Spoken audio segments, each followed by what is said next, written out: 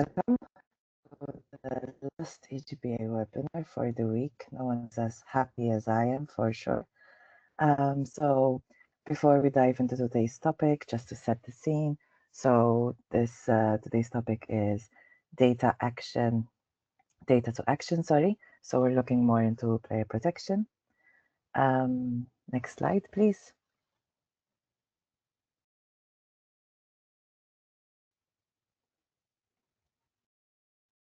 I don't know if it's just for me, guys, but can you see, you're still seeing the same slide? No, we've got the next one. The next one, yeah. Okay, I'll just continue because apparently I cannot see the slides.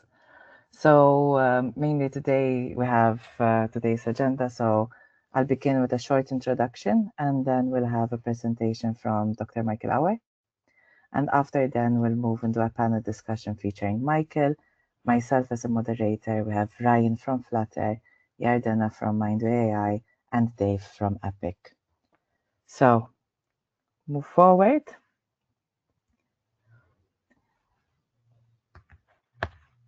Excuse me. So safety messages sent to customers. So we have one of the most striking insights from this year's EGBA sustainability report is, to be fair, the sheer scale of safer gambling communication. So in 2024, EGBA members sent a record of 100 million safer gambling messages to their European customers, which is quite large because it's an increase of 48% compared to the previous years. And over a quarter of these, so nearly 28 million messages, were personalized and based on players' individuals' behavior. So that's really good. And this does reflect, to a certain extent, an increased commitment and the onboarding of new members. But more importantly, it does demonstrate a shift towards earlier and more tailored engagement. Now, when we look into the next slide, we're looking specifically at personalized messages. So the delivery formats tell quite a compelling story. We see that the majority, around 67%, were delivered through pop-ups. And then another 25% were sent by email. So perhaps most notably, operators made 270,000 direct phone calls to customers. So that's quite a big chunk, which represents about 1% of all personalized messages. Now, we have to understand phone calls require time, they require trained staff, and there's a lot of sensitive handling. So seeing this level of proactive outreach signals does show quite a clear investment in direct interaction. And then when we go to the next slide, of course, we have to keep in mind that volumes means very little unless it translates into meaningful impact. And the effectiveness data shows quite encouraging results. So what we see is that among customers exhibiting high-risk behavior, personalized messages had a positive impact of between 42 to 46%. And within that group, 35 to 40% reduced their gambling activity in the 30 days after receiving the first personalized message. And then we also see that another 6 to 7% stabilized their behavior. So these are quite significant behavioral shifts, and they do show that well-timed, well-designed communication can influence risk trajectories and support safer play. But now it's my time to be quiet, and at this point, it's my pleasure to hand over to Dr. Michael Auer from Neccton, who will take us deeper into the data and explore how behavioral analytics can guide early and effective interventions. Over to you, Michael.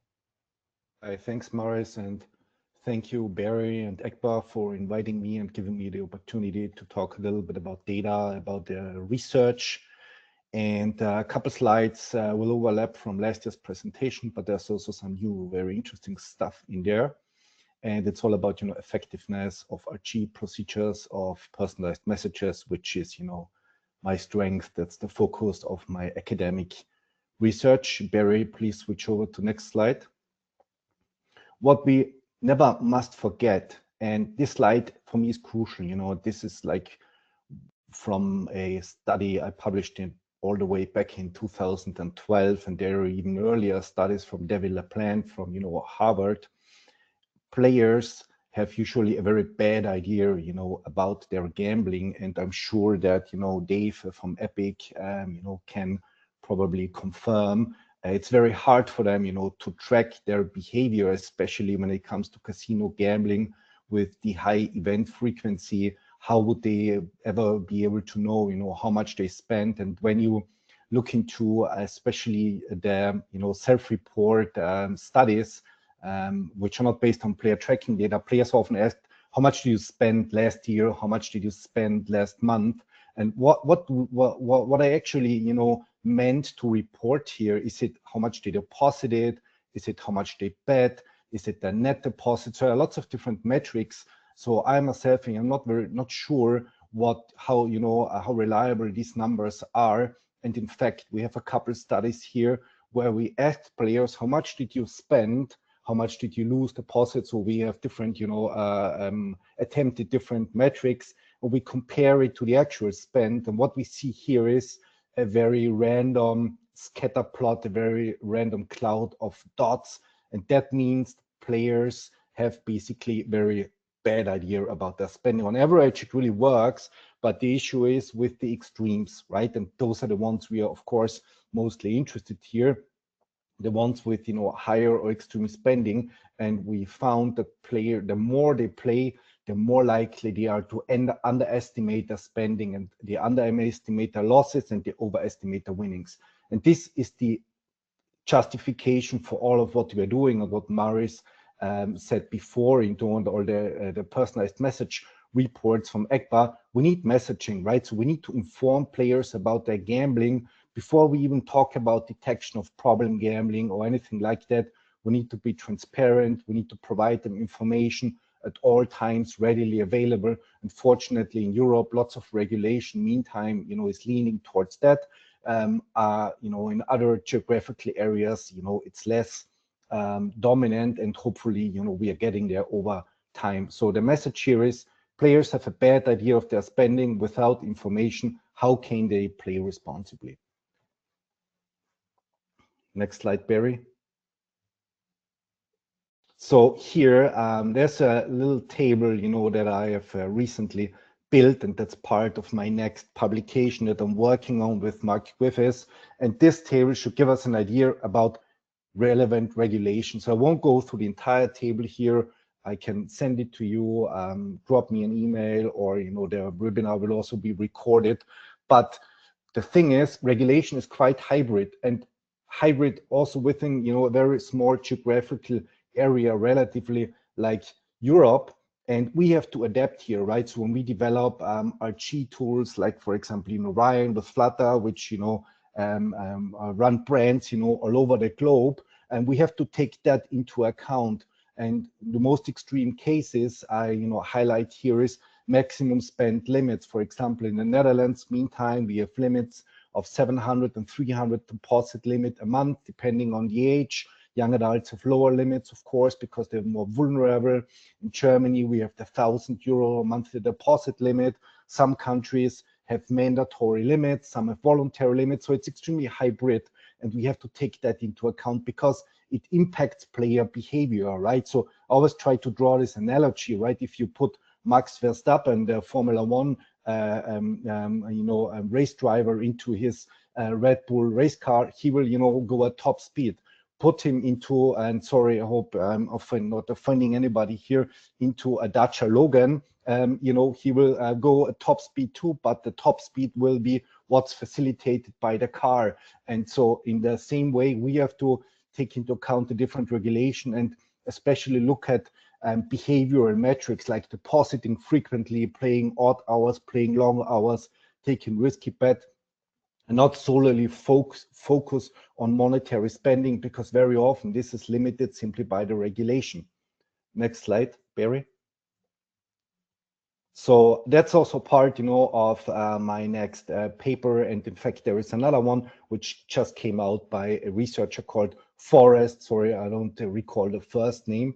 And here I just want to draw a little picture, and I call it the law of the few, right? So this is something, you know, which always been suspected. There is just, you know, two academic studies here with real world players the others are self-reported, and it clearly shows the majority of the revenue, and that's not, you know, not necessarily like a bad thing, is generated by very few intense players. And so what we see here is about 10% of the players, they generate 80% of the revenue. And then you have a lot of, you know, let's call it recreational players who play, you know, very little. And here the different lines, maybe you don't see it properly, are different countries. So what I do, you know, in this analysis, I compare countries and try to relate the regulatory restrictions, whatever you want to call it, with the playing behavior. And here we see, like in Ontario, which is the top line, the purple line, we have the most extreme top-heavy distribution. So very few are responsible for the majority. The Netherlands are at the bottom because I'd say compared, you know, to everything else, it's almost the strictest regulation. Meantime, followed by Germany. So we see this law of the few, this Lorentz curve, Pareto effect, whatever you want to call it, so that it also reflects kind of the regulation where you have very little restrictions, of course. Players, especially, you know, the highly involved players tend to sort of, you know, be more extreme, and then, you know, in more restrictive regulations, this sort of levels out. But of course, we'll never sort of have a diagonal line here. The diagonal line would mean every player exactly generates the same profit, no matter who. That's of course completely unrealistic and also not natural. You have this distribution in lots of other areas, like, you know, energy consumption, you know, things like that. But it also shows us, like before, the regulation impacts their behavior. Next slide, Barry.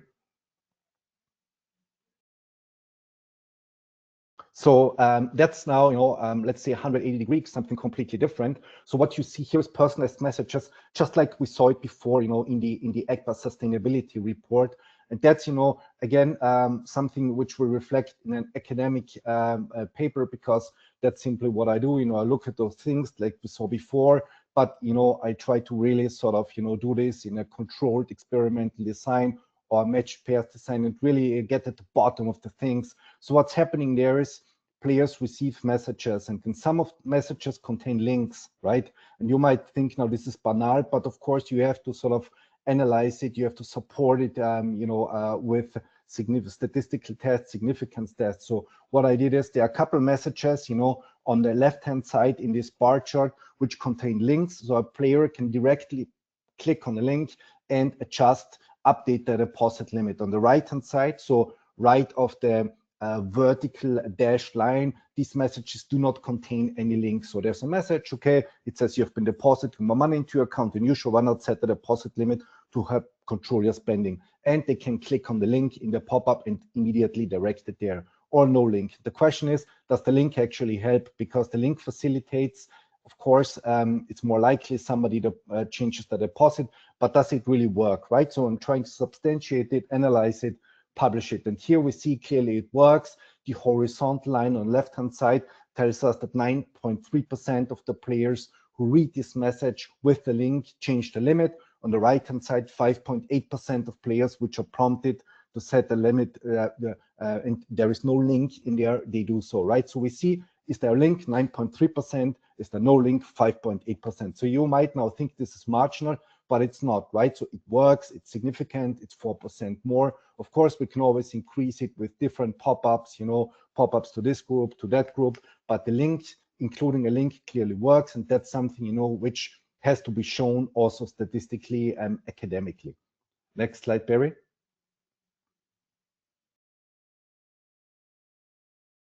What do we see here? Of course, you know, when it comes to RG, when it comes to regulation, the topic of predicting problem gambling, you know, is in very high focus, right?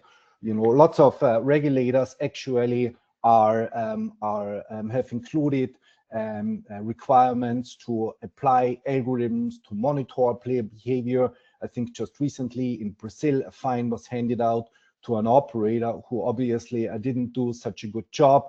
The Spain regulator is thinking about rolling out their own algorithm to everybody, because obviously, I mean, I sort of, you know, don't know why, but I assume they do it. They have a reason for doing that. We have this in Germany, use an academic algorithm. We have it in the Netherlands, etc., etc., etc. But does it actually work? So can we actually use player tracking data, and based on the player tracking data, they tell whether somebody is a problem gambler? So this is the very interesting topic. I could talk about an hour, whole the entire day about it. And the short answer is, to some degree, yes. So we can develop algorithms with a fairly good accuracy of identifying potentially problematic gambling. And this chart here is from one of my papers I published. 2 out of 4 studies which are out there that use player tracking data to detect self-reported problem gambling. One of the third one was just accepted. That's going to come out over the next weeks. It contains some additional very interesting results. It expands on the previous work. And the fact that, these curves here are not sort of diagonal, but they are kind of, concave, means we can predict problematic gambling with some accuracy based on player tracking data. And the very interesting thing is, we don't even need to know how much somebody is spending. So in my studies, in my analytically, I always sort of follow, a hierarchical approach. I use first just behavioral metrics, like how often does the player deposit, when does the player gamble, which types of games does the player play, do they reload their wallet within a session? And then next, I use how much did they actually lose, how much did they deposit? And in fact, it shows I don't even have to use the monetary aspects. It's fairly enough to use the behavioral aspects, and that also, of course, it's a justification to do this across jurisdictions, right? Like I said before, in Germany, player behavior intensity is lower than, let's say, in Ontario. In Spain, it's different than in England, but the behavior as such of the problematic gambler is the same, but they adapt, of course, to the regulation, and we need to have algorithms that sort of, take that into account, and it's possible. And here is one slide that sort of, substantiates that, visualizes it. Next slide, Barry.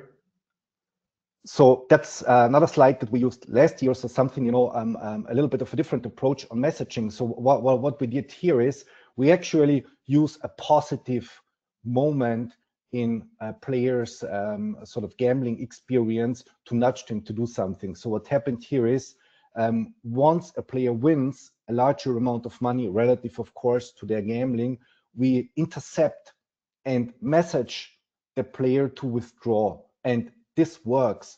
Why does it work? So of course, psychologically, cognitively, we sort of we don't know, because we didn't sort of follow this up, with survey information. Maybe players don't even know themselves why it works, which is often the case. But they're in a positive state of mind, right? They won money, and at that point of time, we asked them, okay, use this money for something else other than gambling. And we saw that in those who won money, in 38% of the cases, they withdraw, and in a control group, it's just 14%. So we see an almost threefold effect here if they receive this message at the right point of time when they win money. And that's also a good example for real-time analytics.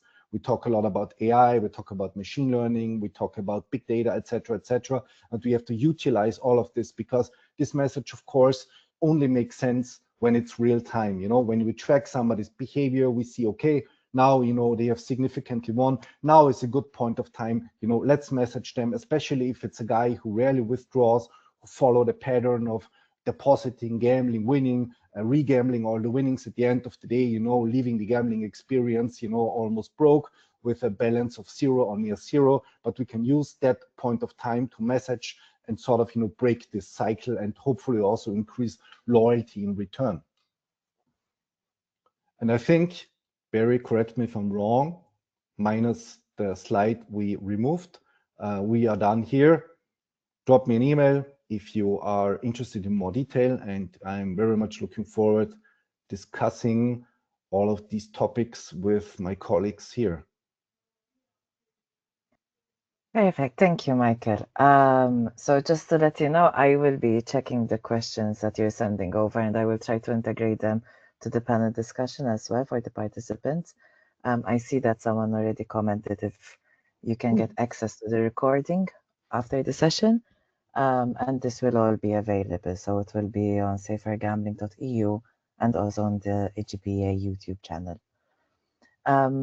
Before I look into the other question, I wanted to just ask everyone in the panel. We look into a lot like measuring what works when it comes to player protection. But to be fair, it's not that easy now. Michael will say it is probably, but it's not always that easy to measure effectiveness. So how can you measure if a safer gambling intervention has actually been effective?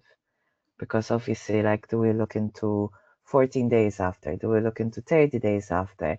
How can we ensure that the customer maybe just doesn't like the website anymore or just wants to play in a place which, you know, they're not monitoring him as much? I don't know who wants to start.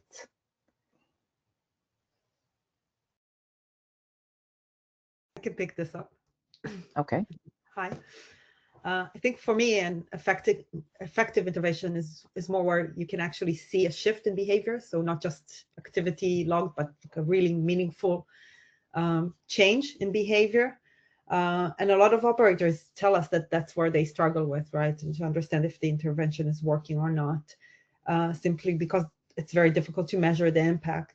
So at least on Mindway, we've developed something called intensity score, and it really helps them understand that. So it's a daily measure on how intense or strong the player behavior was. And when we align it with the interactions that the operator had, they can really see a drop, an immediate drop short term after the intervention. So they can really measure whether it was effective or not. Maybe, sorry to put you on the spot, Dave, but I think it's very good to have someone with lived experience join in. I understand that, but at the same time, what if I'm someone who really has a problem and, you know, you see this measure and I'm like, okay, no, they're onto me. We see a reduction, but at the same time, it could be that they're just going somewhere else.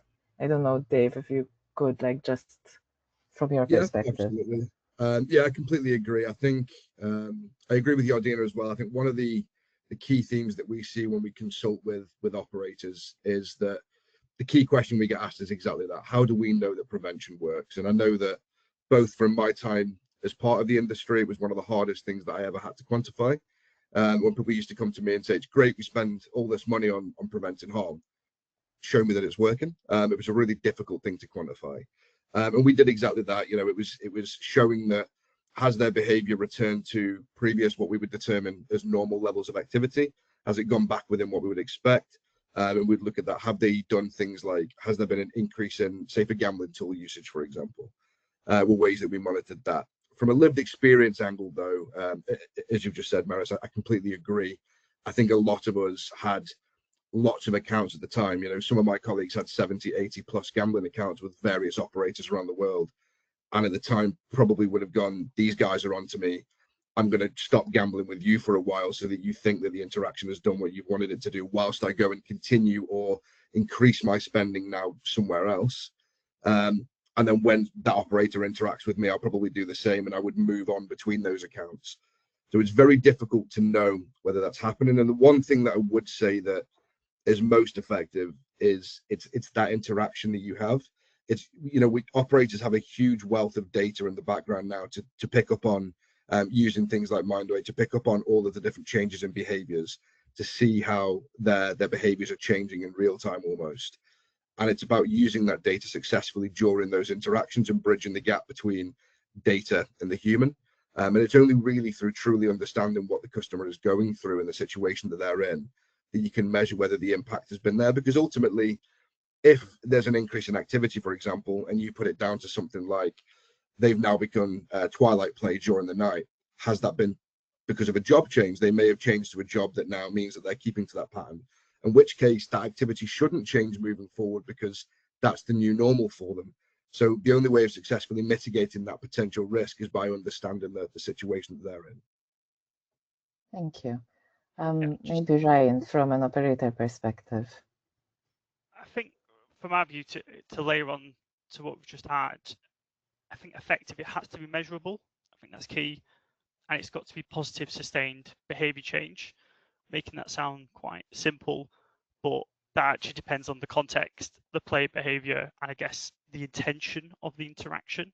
So there's a very big difference between having, I guess, a direct call with someone who's maybe showing problematic behavior and what we want to see out of that, compared to, refer to some of, I guess, Michael's before, nudging on a deposit limit.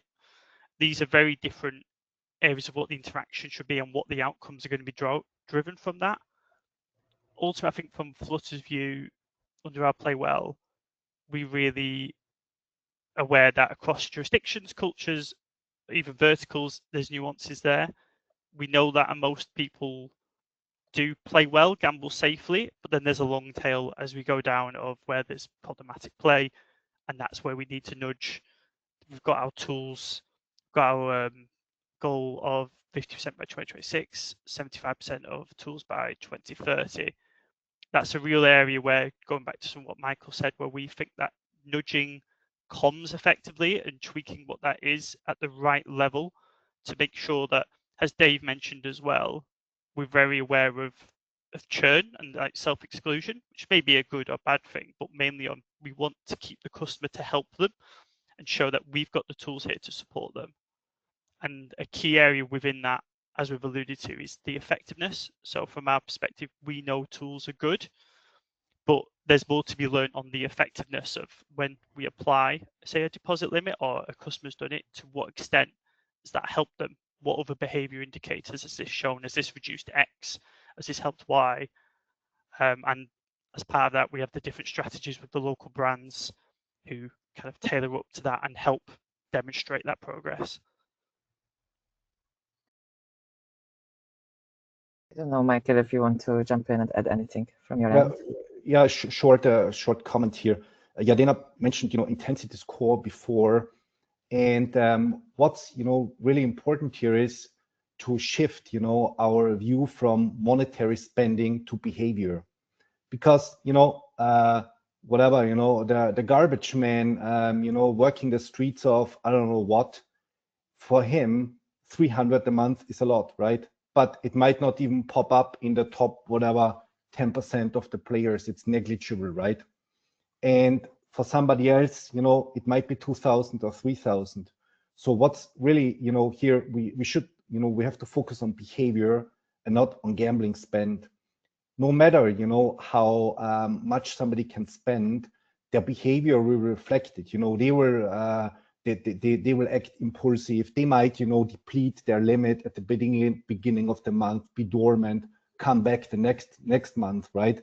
If I follow just, a daily whatever monitoring, I see, hey, the guy stopped gambling, super, whatever, but he comes back. So we also have this, that the binge gambling group of the individuals who spend everything they have. They just don't have anything anymore. I'm sure Dave can relate here. And then they come back once they are reloaded. So it's much more complicated than just looking into, okay, how much does the guy spend every day? And there is no like unified outcome variable, right? It's nothing there yet that would say, okay, that's what we want to improve. But maybe, it's what I said before. Maybe, it's for an operator, hey, move a little bit away from this, high intensity group, balance your gambling more, equally across your customer base. And that's something you could, for example, monitor over time, right? You introduce this messaging. How does this shift?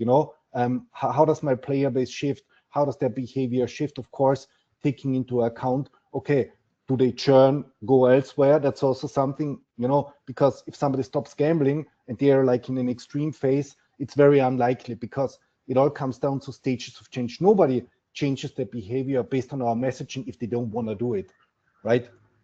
It's a stepwise process where they have to, develop an insight, like stages of change, typically, right? There's ambivalence here, cognitive dissonance, weighing, okay, the pros and the cons, ultimately, deciding, okay, this is what I'm doing. So it's much more challenging than just looking, on a daily basis and see, okay, do they spend less? I think that's why I pose that question, because sometimes it's like over and over simplification. And since we don't have an overall view of the customer, they might go somewhere else. It's very interesting, though, that because obviously I'm in agreement, but yes, behavioral indicators are more prominent in my opinion because they're not that susceptible to affordability, as you mentioned. But to be fair, we see when I was working as a consultant, I would see a lot of operators having still those safety nets because regulators will focus on those customers that spend a lot of money. And a question that came from the participants, which was really interesting, is when you say, it's directed to you, Michael, but obviously the others feel free to jump in. When you say that monetary info is not needed, is that considering absolute values? Or are you also considering if someone has 20% increase in their average stake as monetary information? Good point. No, I didn't mean it's not needed, right? But it should be less emphasized. And of course, changes like, I mean, if you look at the DSM-5, I mean, all criteria of addiction, they all, a crucial element here is tolerance, right? So over time, the person needs to gamble with, exceeding amounts, and that, of course, takes into account the change in behavior. So this is, important. This is relevant, not just in terms of monetary changes, but also in terms of time spent, of session time, of depositing frequency, and all those kinds of things. I hope I managed to answer the question. Marius, what do you think? Not too bad. Does anyone from the others wants to step in? Sure. I think, yeah, I would say that to say it doesn't matter, I would agree it does matter. But what I would say from a lived experience perspective is that spend is only a very small portion of the overall problem that we experience. And actually, in a lot of scenarios and cases with other people in lived experience that would be considered relatively low yield or low spend to the industry, it was things like the time spent that was far more of a concern to them.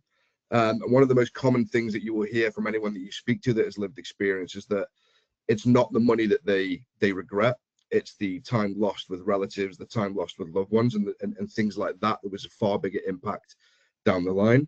And that's not to say that, financial indicators can't also be an indicator of potential harm. Absolutely, they can be, especially when, as mentioned, there's that 20, 30% or whatever the increase might be above what you would consider average for that person. But I think tying those financial triggers, which are a bit old school now, right, in with the more recent behavioral triggers is a far more clear indicator of potential harm, especially when we focus on those things that could be more emotionally driven rather than financially driven. And I'd just layer on top that a lot of our models similarly follow it's that personalized, what is the spending pattern for that individual, what's the behavioral indicators there. Yes, there still are financial thresholds, and I think they have a place, and they do within models, but actually it's more based on if you're spending 50% more over a day or 2 days, that should be more alarm bells and more weighted more than necessarily an absolute figure. Thank you. The next question. Now, I really want to ask this question, but I have to do a small disclaimer that it doesn't turn into a sales pitch, okay? Because the question is, what are the benefits and drawbacks of either developing your own system or actually purchasing a third-party provider? And very interestingly, to add on is, how can we standardize who is classified as a problem gambling, regardless if it's a problem gambler, regardless if it's in-house or third party? So, who's gonna start first? Just to understand what like in terms of system, detection system. Detection. Okay. So should they purchase a Neccton or a Mindway, or should they build their own? Of course, I mean, what kind of question is this, man? What kind of question? No sales pitch. No sales pitch. No. Yardena, please go ahead. Yeah, I think it is very beneficial to use a third party, just because that third party is fully focused on only providing this solution and that type of solution. So it has the time for development, research, scale, understanding different jurisdictions, different regulations. This is something operators, and I came from a big operator myself, it's very hard to keep up and constantly update and monitor and change. So unless you have the ability, the financial ability and capacity within the dev teams in an operator to fully dedicate themselves to this, it's never going to be scalable. It will be good for a couple of months, maybe a year, but then it's outdated and need to be reworked again and input more and more data and insights into it. It's time consuming for operators, and that's not their USP, right? They provide gambling services, entertainment services, and that's fine, and they should focus on that and just rely on companies that know their stuff and only focused on that. Can I be the devil's advocate though? Of course. If a company has, for example, Mindway or Neccton, and they still get fined, it's still considered liability on the company, though. It's still the responsibility of the operator, no? Of course. Yeah, but that depends really how they use it, right? I mean, like, let me quickly jump in. I'm completely, of course, in line with Yardena. So the other day, right, a customer of a Neccton customer was asking for more information on detection, right, which was actually originated from a regulator. I won't say who, right? Okay, so about details. So basically what I said is I wrote to the regulator and said, okay, look, they're asking for information. What do you actually want? You know, I mean, I can come there, do a presentation, whatever. I can print out, you know, pages, I don't know what, you know. So tell me, okay, what was the response after some back and forth? No, we can't tell you. Give us what you have and we'll tell you if it's enough or not. So, you know, like that's also not, you know, sort of satisfying here. I think everybody has to pull a little bit, you know, on the same strength, put an effort here, you know, in order for this to work, because this is confusing for the operator, not, you know, specifically, I mean, no matter whether they work with us or, you know, somebody else, or they do it themselves, the regulators have to be, you know, also clear, okay, this is what we want, you know. And like you have this situation in Spain, which goes entirely into a different direction. And there, for me, I mean, it looks like they were probably unhappy with all the different approaches there. And now they said, okay, you know, stop it. You know, now we're going to use, you know, our system. And do we want this? I don't know. I mean, it's definitely something different. But I see here, and that's what I try to also communicate with my slide with the regulation, an extreme, you know, puzzle of chaotic things around.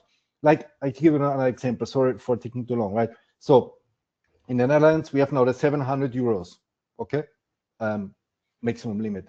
So the other day, I was looking at the criteria brought forward and soon to be updated by New Jersey in the US. I mean, there the monitoring starts when you lost 90,000, like dollars. I mean, I'm talking now about 90,000 in a month to 700, right? That's factor more than 100.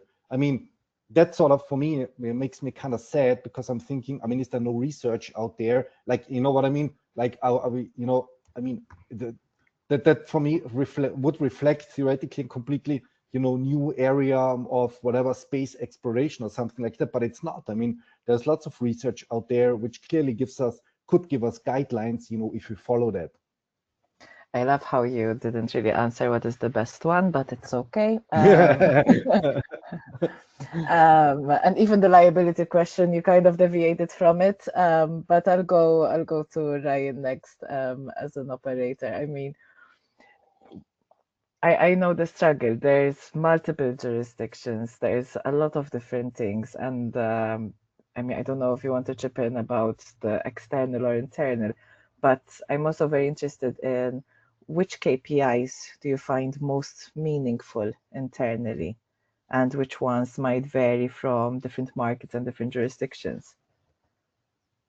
To go back to what you said earlier, I think having an external lens can be very useful from an operator perspective. So we might have done our own models, we've done our own view, but having external lens can be really helpful and just give a different view, like an audit of sorts, depending on what that relationship and the dynamic is. So I think that can be very useful. In terms of KPIs, I think we've got to focus, and we are doing, on impact rather than necessarily volume. So it's very easy to say we've sent X thousands of emails or pop-ups, but it's actually linking, well, what did the impact that have? And one of the major, I guess, ways we do that is through our different models. We'll have a risk score and attached to them, and so the movement of that over time. So from high to medium, medium to low, depending how we've got it categorized. And obviously these models can be nuanced to the local markets. And like what Michael said earlier, a lot of them can be influenced by the regulation in that market. So if we're used to deposit limits, they're mandatory, that might be good for customers because they're aware of them, they know them, but that actually might mean they completely ignore them because they've just ticked a box. Okay, they're mandatory, they've got it as high as it can be. So there's a different challenge there with that. But more recently, we've been working on the time to intervention. I think that's been really important. I know that was alluded to earlier on actually making sure there's an intervention when it's needed. So as near as real time as possible. And a good example of that is in Sportsbet. We have the aptly named real-time intervention model, RTI, that was developed a few years ago. And that's based on a deposit limit for each customer. If they aim to deposit something out of their multiplier, a certain amount, then they will get, depending on how severe that might be, a different pop-up personalized to either nudge them on a deposit limit or do you want to look at this, or similar to what Michael was saying before. We think that's been really successful at prompting at the right time. So when the customer's depositing, the pop-up is not causing too much friction, which is always a concern because customers very much do not like to be interrupted depending on where they are in their play. And that's been really good at making sure that more adoption of tools. It's the right time. Do they need to have a better interaction? So the pop-up hasn't been sufficient. They need a phone call or they need something more tailored to them. And another factor has probably been what's churn, self-exclusion. And maybe this is one not for the debate, but self-exclusion can be viewed as obviously a negative. The customer's taken one of the biggest actions they can. They don't want to gamble anymore. But actually, that's a big issue from our perspective, because is that been a bad thing for the customers and we could have prevented this, or is it a good thing of actually they've done what's right for them and they've self-excluded, and maybe there's cross self-exclusion across that regulatory environment. And I mean, that goes into we don't have full coverage of the customer either, because across jurisdictions, there's going to be many players. We have asymmetric information. We don't know, and like Dave alluded to, most people, and obviously maybe more so as it gets severe, will gamble across many sites, many websites. And then lastly, I think that tool engagement internally is a big focus and adoption. So some of that might be we're developing new tools, so like the RTI I mentioned before, and then in FanDuel, we've used what we call the Flutter Edge, where, so this week we had a play well offsite. I think Dave was there, and we had a few others to collaborate, basically share knowledge. And then a good example of that is we had RTI and Sportsbet a few years ago, and then now FanDuel have created their own version with their own nuances to their market, which is real-time checking. So that's probably a whirlwind tour of how we've approached it. Thank you. And I'm really glad that you mentioned the collaboration with Lived Experience, because I think that is very important. Obviously, I'm biased because I also do research like Michael, so I love numbers. I love to look into this. But some of the best conversations, some of the best markers of harm actually came from Lived Experience conversations. Dave, from your perspective, when you look into, because I know that Epic, you look into data-triggered interactions and you help operators with these. What do you think operators most often miss, though, about the human experience behind those numbers? Sure, I think it's quite common, right, that when these interactions or interventions take place, there's a very specific reason that that's going to take place. So whether that is an internal trigger that's been hit or a concern that you might have. And so what we quite often see is we often see people default to a set of questions that are designed specifically to address that concern, without really understanding the why that goes into that and the emotional drivers that might be there. And it comes down to a lot of things like customer intent. Not every single customer will have a high spend plan that's throughout the entire year. It could be things that are specific times of the year. So, for example, we would see during some of the major tennis tournaments, for example, you might see people increase their spend during that, or during World Cups, we would see increase in spends during those times. And a lot of the interactions that we review, so one of the services we do as Epic, without trying to turn this into a sales pitch, Maris, is that we review customer interactions via phone call or web chat, for example, for a number of operators. And we see them address the concern that they've got in terms of, can you explain the reason for the increase at this time?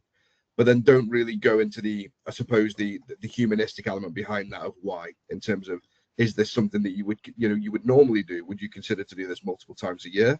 And so what we see is, we see that kind of repeat interaction with customers, which interrupts the customer journey. And I think for a lot of us in a lived experience capacity, one of the things that we always look for is just about that person understanding the situation that we're in. And most of us just wanted somebody to ask those questions to us, to really understand us. And we understand that there's a balance that needs to be struck between process adherence and empathy.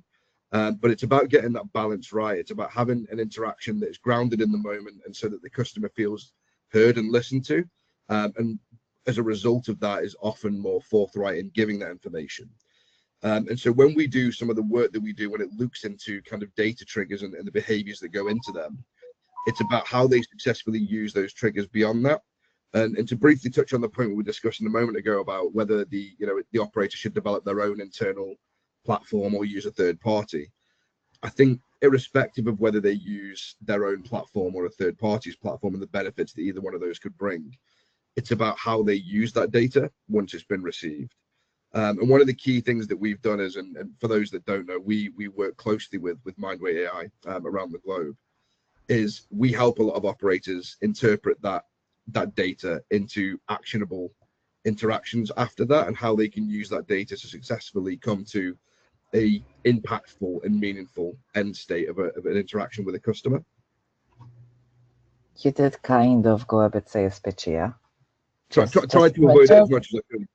Yeah, but it was getting there. I think the next question, maybe I'll start with Yardena, because you've been a bit quiet compared to the others as well. I think one of the biggest issues is, how do we determine that intervention actually prevented harm, or did it just interrupt behavior temporarily? So how can we as the industry understand and measure what is short-term versus long-term impact? And the answer can't be, we at Mindway offer this. The answer is, like, for people who are watching, what can they do? Yeah, well, I think to understand if interaction worked or not, I think we need to look at two layers, right? So the short-term layer that will tell us whether they responded to the message at all, but maybe their deposits dropped a little bit, the sessions shortened. That's useful, but it obviously doesn't tell the whole story as we know it. But the long-term layer is where we can see really if the harm was actually prevented or not, or if it was temporary pause. That's where we see relapse patterns and sustained stability, where it really matters. So everyone measures this differently, which makes it very, very hard to compare. But I think if as an industry we standardize what's short-term, what's long-term, what windows we look at, we can probably get more insights for everyone on what's effective and what's not. Anyone else wants to chip in? I can quickly chip in. I mean, it's important here to mention that harm is an entirely different thing than problem gambling. So, there is, of course, an intersection between an overlap between problem gambling and harm, but somebody can feel harmed by gambling. I mean, there's lots of research out there, right? What's harm, like social, financial? I don't know, I feel criticized by I've been criticized by my partner, I lost a job or whatever, I don't know, I have a headache because of my gambling, anything, and you have problem gambling, and that's important here to emphasize. And if, like the person asking here, can we make sure whether we prevented harm, we have to measure harm, right? And in order to do this, you have to ask players, so you have to work with questionnaires, tracking can only do so much, because the tracking tells us only how they play, but not how they feel about their gambling, or whether they experience harm or they play elsewhere. And in order to assess that, we have to work, I'm sure at Flutter you do that, with questionnaires, over time, that assess the harm. Of course, always with the limitation whether the person answers this honestly or not. Of course, it's best most validly collected through personalized personal communications, phone calls, and so on and so forth. But I want to emphasize, harm is something different than problem gambling, and in reality, regulation focuses on money spent, right? So we actually have three things here. We have problem gambling. We have, prevent people from spending money on gambling or too much money. And then we have harm. So we mustn't mix those things up. I don't know if Ryan or Dave, you want to chip into this one. Yeah, I think I agree with Michael there. I think that quite often we conflate the two, and we lump kind of gambling harm in with addiction and problem gambling. But I would strongly agree that it's important that we differentiate between the two. And one of the key analogies that I always use when I'm trying to help operators with this is that if somebody was to go out at the weekend drinking with their friends, and they were to wake up on the Monday morning and they've spent too much money in their account, we could argue that is harm that has occurred due to drinking. However, that doesn't necessarily mean that they have a drinking problem. However, if they were to continue that cycle ongoing, for example, and it was to start to bleed into other areas of their life as well, we could then start to look at that as maybe they're developing a problem with alcohol. And so I think that's very similar with gambling, in as much as that it's quite easy that sometimes somebody might have got carried away chasing losses, for example, or reinvesting winnings after they've had a big win. It's important that we recognize that, and it's important that we interact with those individuals to understand and help them understand and reflect. But it doesn't necessarily connote that they've got a gambling addiction or that they're going through gambling harm, gambling problems at that time. Thank you. Ryan, anything? On the long term, and from what Michael said before, what was interesting is that we use, surveys generally to see how the trend of, the customer base has gone from interventions that we've done. So short term, you've got the usual behavior changes that you'd want to see instantly or within 30 days, 45 days. Long term, we do use the PGSI in that UKNI and within the SEA as like a sense check, which I think is really useful, using something that's well renowned, it's recognized, and we can see trends over time to see have our interventions on an aggregate population group been helpful. Same principle, flipping that, we also use the positive play scale, which looks at like beliefs and behaviors amongst players. So it's that great combination of that education piece, which is usually missing and actually where one of the biggest gaps are. That can be really helpful to gauge all the kind of tools that my profit, my spend, profit and loss, that is all about the education and awareness piece. So PGSI, PPS kind of work in conjunction together as like opposite ends. Thank you. I'm going to take a question from the people listening, so which is also something I want to understand. So based on available research and experience, which is great because we have lived experience and also operators, what are the 3 key automated RG interventions that operators should focus on to manage RG risks? And at what point in time should these interventions happen? Who wants to start? I don't mind starting with this one, I think. I'm not sure about listing 3, but I think if we talk about automations and we talk about ways that we can help early on, and I think it needs to be early on. I think all of us here are focused on preventing harm, and so as early an intervention as possible is always going to be better.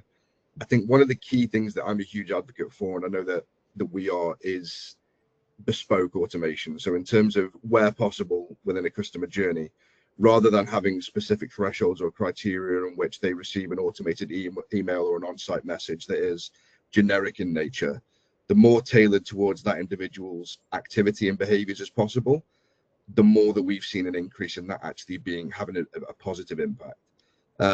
there was some work that we did with an operator, and I promise not to get too sales here again, Maris, but within that, what we did was we consulted on an area where they asked us to review whether or not their on-site messaging and pop-ups were effective.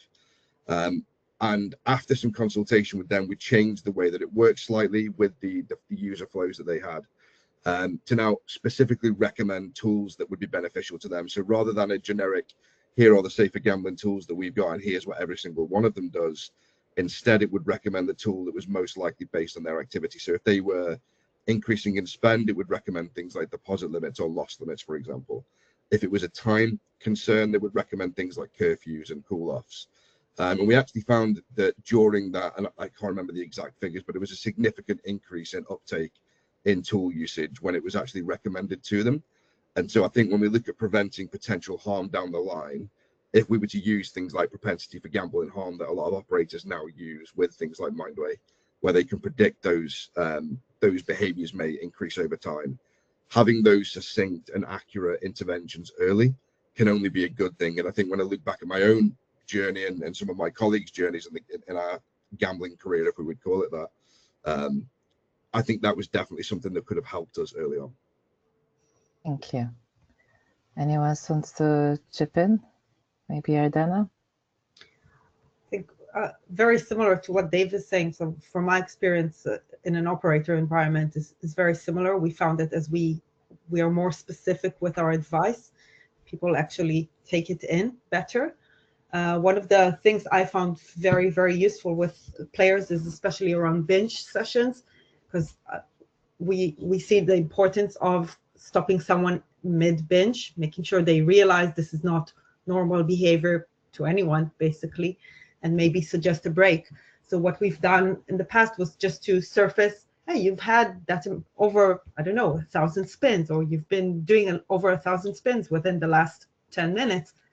Maybe take a break. So like nudges along the way that like maybe take a break, make a coffee, cup of tea, just these gentle reminders before we need to kick them out. So we did see customers slow back down, and it was very important for us after talking to lived experience not to give them very specific details on what triggered that, so to make sure they don't learn how to work around it.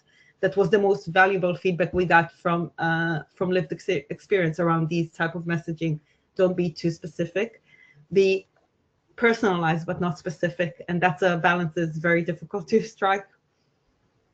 Thank you. Michael? But you have to keep it short because we're soon finishing. 3 things. So it's important on the website, like where they gamble, always have a button which directly takes them to the summary page. So if players have to click one more time, it reduces the the frequency significantly, right? So we found that if there is a button which is always there, 80%, click on it. If they have to take another click, like go to their profile and have it there, it's 10%. Secondly, players often or frequently exhibit, so problem gamblers who sign up exhibit their behavior instantly. So I published a paper where I looked into players' first session and first day, and I found it's basically the same as gambling in 3 months' time. So you can't wait for 30 days or something to collect behavior about somebody. So often you can tell if somebody has an issue in the very first session based on how they behave there. So those are like 2 really, I think, concrete findings that every operator should implement. Insightful, and I was never aware you could answer shortly, so it's perfect. It's just because of my limited language, skills. It takes me a little bit longer to make my point. Ryan, do you want to chip in anything? For me, I think on that registration, so it would be less personalized, but prompting tools straight away, because there still is that normalization piece of tools shouldn't be in the back corner of an app or part of a brand. It should be part of the brand's identity. This is what we do. And I think we try and do that, but I think from the start, it should be, here's the tools we've got. You may not be interested right now, But that sort of awareness piece helps down the line for, oh, I didn't realize I could do this deposit limit or the profit and loss. So that sort of angle, I think. Thank you. We have quite a few questions coming in, but it's yeah, we're running out of time. I think before we close off, what would you suggest, like the prime focus for operators? Just one. Start off with Michael. Prevention, messaging, real time. Cool. Yardena? More and more personalization of messaging. This is where I think what will be key. Dave? Yeah, I'd agree. I think personalization is really important. Cool. And Ryan? Personalization and developing impact. Thank you. So thank you, everyone. The recording, as I mentioned, will be available by Monday next week, along with all the other AGBA webinars that we've done. And the recordings will be on safergambling.eu, alongside with the other recordings, and also AGBA YouTube channel will be uploaded there. I understand we had a lot of questions, so any questions we didn't manage to answer today, we will try to follow up in the coming weeks.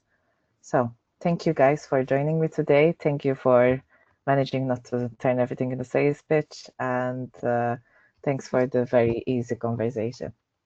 Thanks, Marius. Thank you. Thanks, everybody. Very much. Thank you. Bye.